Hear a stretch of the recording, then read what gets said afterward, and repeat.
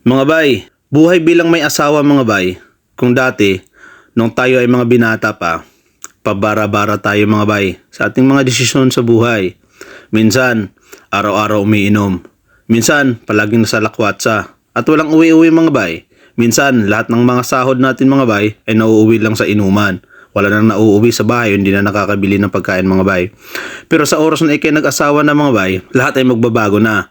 Lahat ng mga desisyon natin sa buhay ay dapat palagi na natin kasama ang ating mga asawa mga bay. Mga bay, tandaan natin palagi, huwag tayong magagalit kung minsan hindi tayo pinapayagan ng mga asawa natin mga bay na gumala o mag-inom. Dahil alam nyo mga bay, inaalagaan lang nila tayo.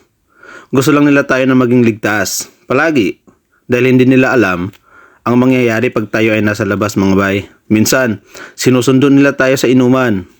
Para sa akin, mas okay yun mga bay. Dahil may asawa kang nagmamahal at nag-aalala sa'yo. Mga bay, ang pagsunod natin sa mga asawa natin ay hindi ibig sabihin under desire na tayo mga bay. Siyempre, lalaki tayo eh. Ang pagsunod natin ay ibig sabihin na mahal natin ang ating mga asawa mga bay. At may respeto tayo sa kanila.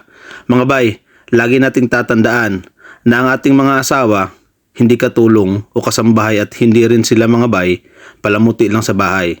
Sila ay mga asawa natin mga bay na makakasama natin sa hirap at saya ng buhay. Mga bay, tayo ang sumira sa buhay ng ating mga asawa.